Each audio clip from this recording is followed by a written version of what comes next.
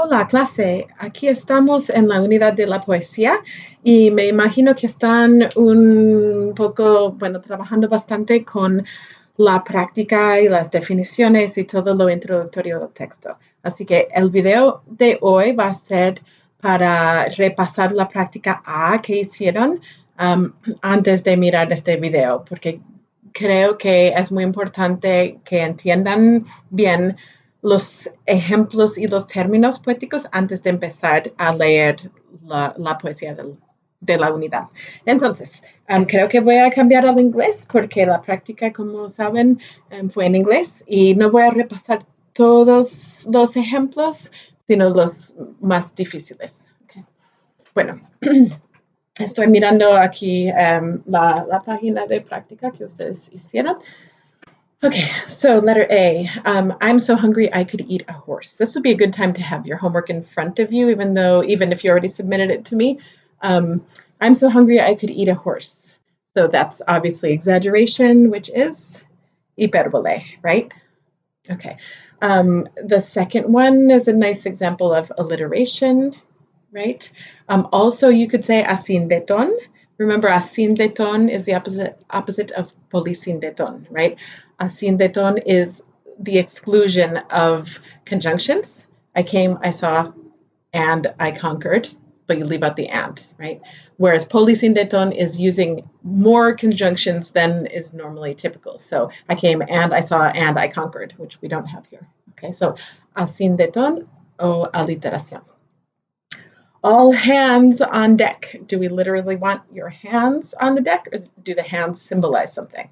Right, and what kind of symbolism is this, or what kind of metaphor even is this? It is more specifically metonymia, or you could even argue synecdoche, right? Metonymia using a part to represent the whole, right? So hands represent the whole body, okay? All right, let's skip down a little bit. What's another good one? We have a nice alegoria in number 5. All the world is a stage and all the men and women are merely players. So we're establishing like a system of metaphors, which makes it allegory, alegoria. Down to number 8. They have a Van Gogh in their home. Do they have Van Gogh? No, they have one of his paintings. So using the word, or using his name to represent his painting.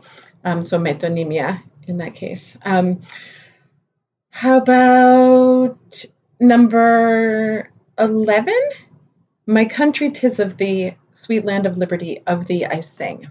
Right, we're also used to that phrase from the song that we probably don't think twice about it, but it is clearly not the way we speak, right? The phrases are out of order. If we were speaking, we might say something like, my country, sweet land of liberty, I'm singing about you, right? But we have my country way at the beginning and of thee I sing way at the end. So the verb is way at the end. And then the descriptive clause, sweet land of liberty, is in the middle. So the clauses are all out of order. This is hyperbaton. Okay, so changing the word order, I'm trying to get into the camera. There you go. Changing the order of the words in a sentence. In poetry, it's most often to maintain a rhyme scheme that this is used. Or in the case of some Baroque authors or some later Golden Age authors, it is to actually kind of trick the reader and make the poem into a bit of a puzzle that you actually have to work hard to figure out. So you're all going to love when we get to that part. Okay, what else? There's a nice paradoja in number 12. I must be cruel only to be kind, right? So that paradox of cruelty and kindness. Number 14 gives me a chance to correct what I said before. Uneasy lies the head that wears the crown. The one that's using a part to represent the whole is synecdoche, not metonymia, sorry. Synecdoche, okay?